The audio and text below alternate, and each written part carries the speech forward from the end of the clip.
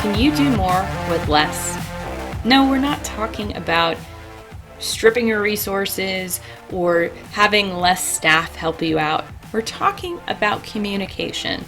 Can you get your point across in less words? Now, we are constantly inundated with messages, with pieces of information that we're supposed to read, and we don't have time for it. We don't have the attention for it.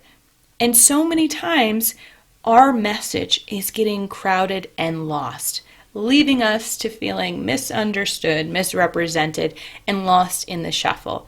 And I keep seeing this come up with my clients. These are people who deeply care about what they're doing, and they spend so much time writing out their thoughts and their plans and the process, and they publish, and it's crickets.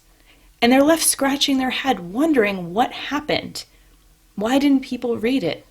Was it something they said? Was it something they didn't say? And the fact is, it's both.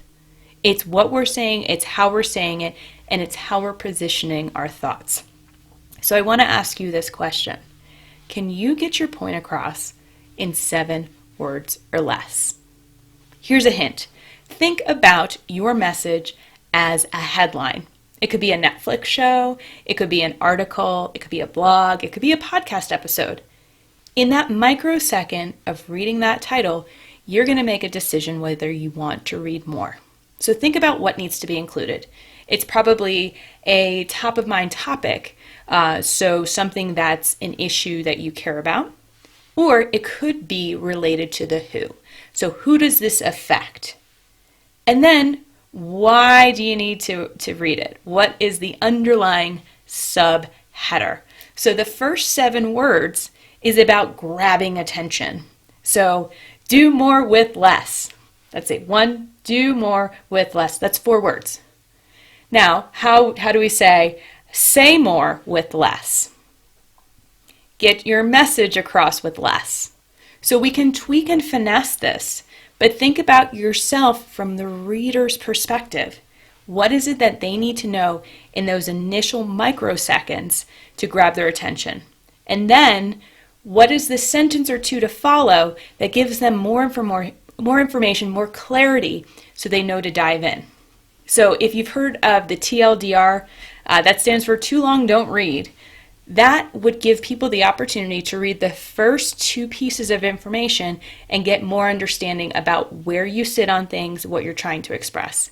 And then think about what needs to be bullet pointed afterwards. So what are the main objectives that you need to follow? What are the things you want to come across? What are the calls to action? And there's a great example of this with the Daily Mail. They let you know in that first paragraph all of the major points of the story.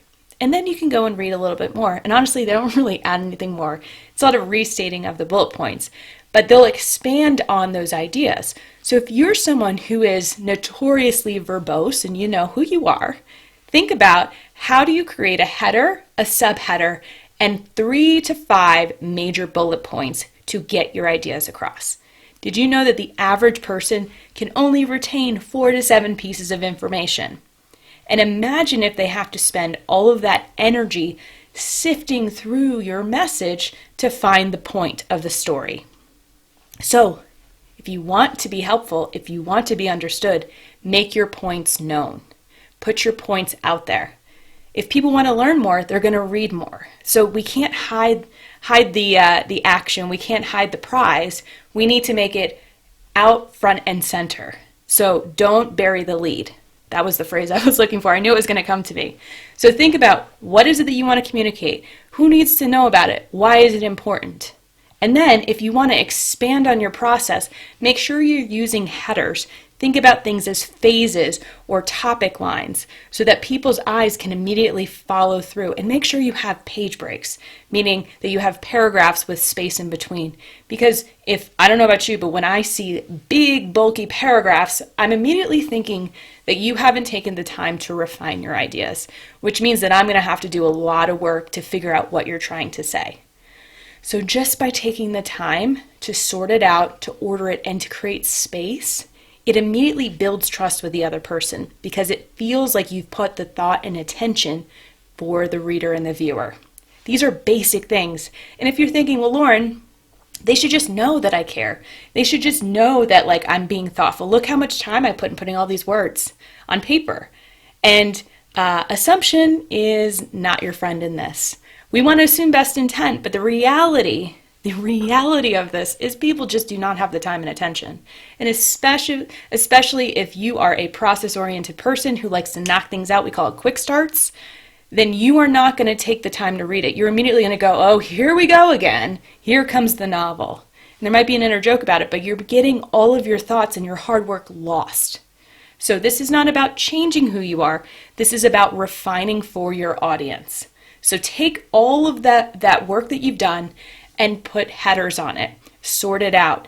Create the bullet points. Create the subheader. Create the master header. And then share it with people who don't think the way you think and ask them what their takeaways are from it.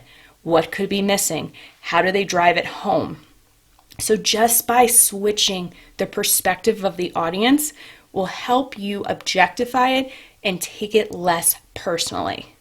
Because as soon as we make it about us, we've lost our audience. It's not about us. Our objective, our intention is to be understood, to share our ideas, to have influence. So we have to stop making it about us and make it about our audience. What is it that they need to know? What are their must-haves? What are their deal breakers? And how do we shift and finesse our language to meet them where they are? So I hope this was helpful. I know this was a lot.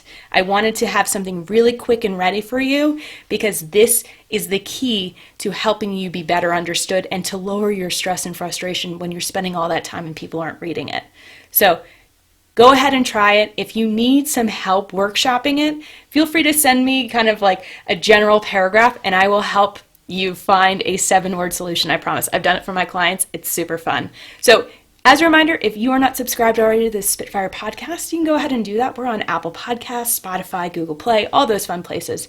And you can go to spitfirepodcast.com and leave a review. We would love it. So go out there, start synthesizing, condensing, concentrating, and see what impact you can have in your communication and language. And you Spitfires, keep being awesome.